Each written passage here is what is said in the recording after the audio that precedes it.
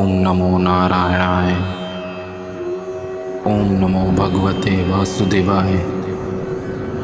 ओम श्री विष्णवे च विद्महे वासुदेवाय धीमहि तन्नो विष्णु प्रचोदयात्।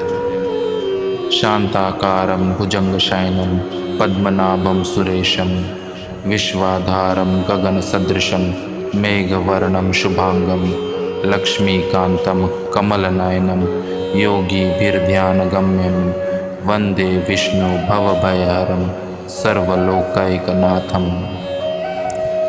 मंगलं भगवान् विष्णु मंगलं गरुड़ध्वज मंगलं पुंडरीकाक्ष मंगलाय तनोहरि। ओम नमो भगवते वासुदेवाय। आप सभी का दिन मंगलमय हो। आइए अब सुनते हैं उत्पन्ना एकादशी की व्रत कथा अथवा एकादशी की उत्पत्ति कथा। युधिष्ठिर ने पूछा, भगवान, पुण्यमयी एकादशी तिथि कैसे उत्पन्न हुई? इस संसार में क्यों पवित्र मानी गई तथा देवताओं को कैसे प्रिय हुई? श्री भगवान बोले, कुंती नंदन, प्राचीन समय की बात है। सतयुग में मूर नामक दानव रहता था। वह बड़ा ही अद्भुत, अत्यंत रौद्र तथा संपूर्ण देवताओं के लिए भयंकर था। उस कालरूपी दुरात्मा महाअसुर ने इंद्र को भी जीत लिया था। संपूर्ण देवता उससे परास्त होकर स्वर्ग से निकाले जा चुके थे और शंकित तथा भयभीत होकर पृथ्वी पर विचरा करते थे। एक दिन सब देवता महादेव जी के पास गए। वहाँ इंद्र ने भगवान शिव के आगे सारा हाल कह सुनाया। इंद्र बोले, महेश्वर, ये देवता स्वर्गलोक से भ्रष्ट होकर पृथ्वी पर विचर रहे हैं। मनुष्यों में रहकर इनकी शोभा नहीं होती। देव, कोई उपाय बतलाइए। देवता किसका सहारा लें? महादेव जी ने कहा, देवराज, जहाँ सबको शरण देने वाले, सबकी रक्षा में तत्पर रहने वाले जगत के स्वामी भगवान गरुड़ध्वज विराजमान हैं, वहाँ जाओ। वे तुम लोगों की रक्षा करेंगे। भगवान श्री कृष्ण कहते हैं, युधिष्ठिर महादेव जी की बात सुनकर परम बुद्धिमान देवराज इंद्र संपूर्ण देवताओं के साथ वहाँ गए। भगवान गदाधर क्षीर सागर के जल में सो रहे थे। उनका दर्शन करके इंद्र ने हाथ जोड़कर स्तुति आरंभ की। इंद्र बोले, देवेश्वर, आपको नमस्कार है। देवता और दानव दोनों ही आपकी वंदना करते हैं। पुंडरीकाक्ष, आप दैत्यों के शत्रु हैं। मधुसूदन, हम लोगों की रक्षा कीजिए। जगन्नाथ, संपूर्ण देवता मूर नामक दानव से भयभीत होकर आपकी शरण में आए हैं। भक्तवत्सल, हमें बचाइए। देवेश्वर, हमें बचाइए। जनार्दन, हमारी रक्षा कीजिए, रक्षा कीजिए। दानवों का विनाश करने वाले कमल नयन, हमारी रक्षा कीजिए। प्रभु, हम सब लोग आपके समीप आए हैं, आपकी ही शरण में आ पड़े हैं। भगवान, शरण में आए हुए देवताओं की सहायता कीजिए। देव, आप ही पति, आप ही मति, आप ही कर्ता और आप ही कारण हैं। आप ही सब लोगों की माता, आप ही इस जगत के पिता हैं। भगवान, देव देवेश्वर, शरणागत वत्सल देवता भयभीत होकर आपकी शरण में आए हैं। प्रभु, अत्यंत उग्र स्वभाव वाले महाबली मूर नामक दैत्य ने संपूर्ण देवताओं को जीतकर इन्हें स्वर्ग से निकाल दिया है। इंद्र की बात सुनकर भगवान विष्णु बोले, देवराज, वह दानव कैसा है? उसका रूप और बल कैसा है तथा उस दुष्ट के रहने का स्थान कहाँ है? इंद्र बोले, देवेश्वर, पूर्व काल में ब्रह्मा जी के वंश में तलजंग नामक एक महान असुर उत्पन्न हुआ था जो अत्यंत भयंकर था। उसका पुत्र मूर दानव के नाम से विख्यात हुआ। वह भी अत्यंत उत्कट, महापराक्रमी और देवताओं के लिए भयंकर है। चंद्रावती नाम से प्रसिद्ध एक नगरी है, उसी में स्थान बनाकर वह निवास करता है। उस दैत्य ने समस्त देवताओं को परास्त करके स्वर्गलोक से बाहर कर दिया है। उसने एक दूसरे ही इंद्र को स्वर्ग के सिंहासन पर बिठाया है।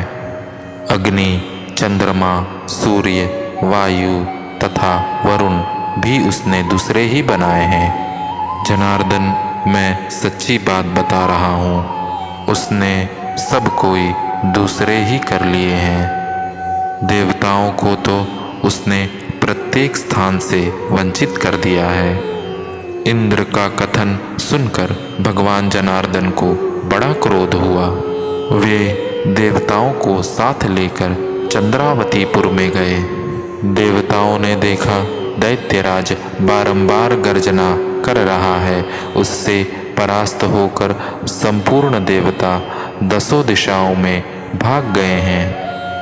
अब वह दानव भगवान विष्णु को देखकर बोला, खड़ा रह, खड़ा रह। उसकी ललकार सुनकर भगवान के नेत्र क्रोध से लाल हो गए। वे बोले, अरे दुराचारी दानव, मेरी इन भुजाओं को देख। यह कहकर श्री विष्णु ने अपने दिव्य बाणों से सामने आए हुए दुष्ट दानव को मारना आरंभ किया। दानव भय से विह्वल हो उठे। पांडुनंदन तत्पश्चात श्री विष्णु ने दैत्य सेना पर चक्र का प्रहार किया।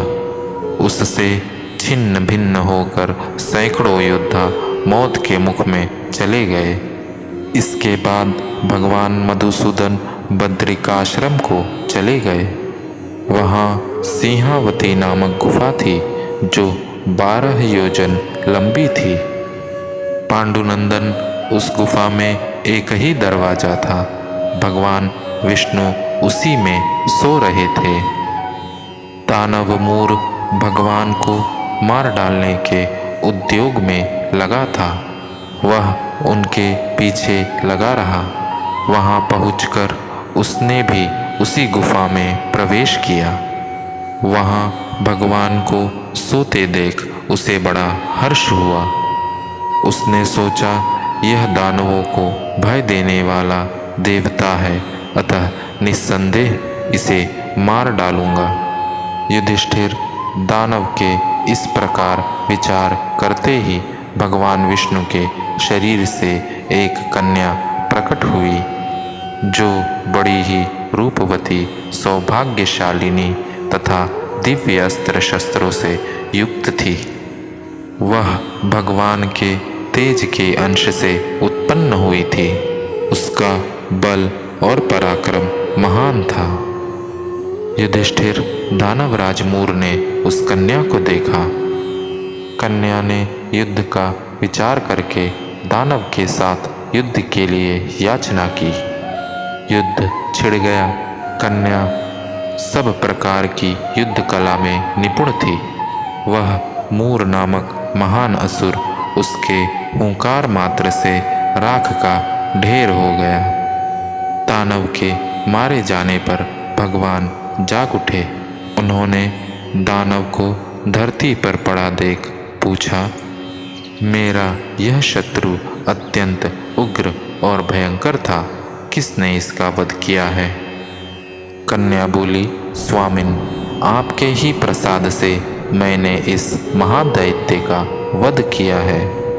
श्री भगवान ने कहा, कल्याणी, तुम्हारे इस कर्म से तीनों लोकों के मुनि और देवता आनंदित हुए हैं। अतः तुम्हारे मन में जैसी रुचि हो उसके अनुसार मुझसे कोई वर मांगो। देव दुर्लभ होने पर भी वह वर मैं तुम्हें दूंगा, इसमें तनिक भी संदेह नहीं है।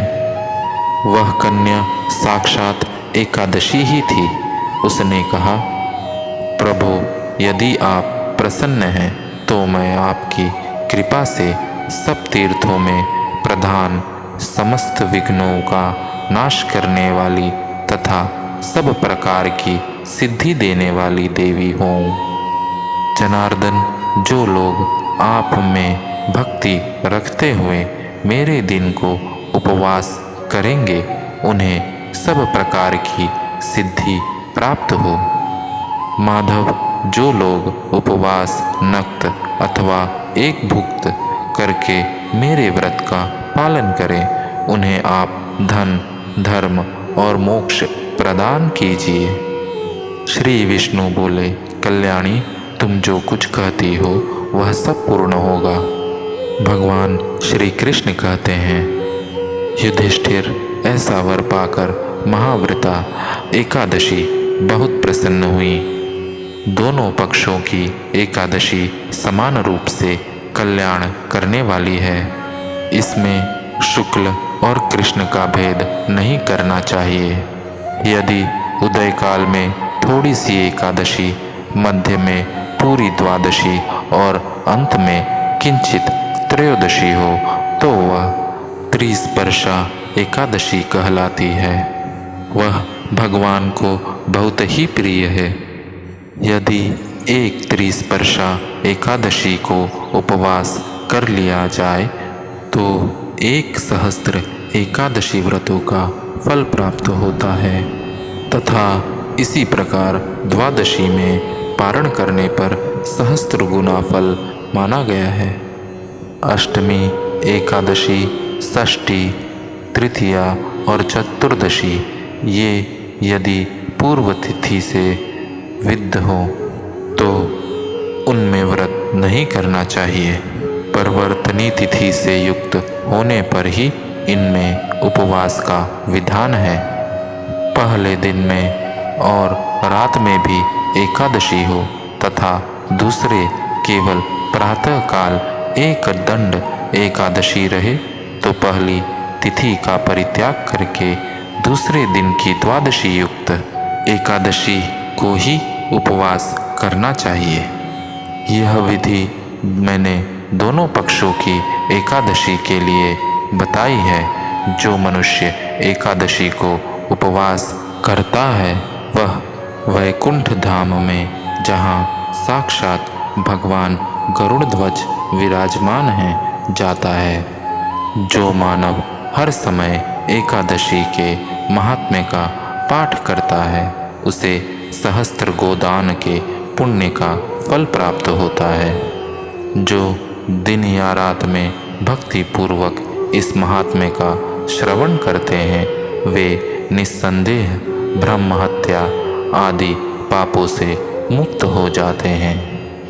एकादशी के समान पापनाशक व्रत दूसरा कोई नहीं है। यह थी उत्पन्ना एकादशी की व्रत कथा और महात्म्य। ओम नमो भगवते वासुदेवाय।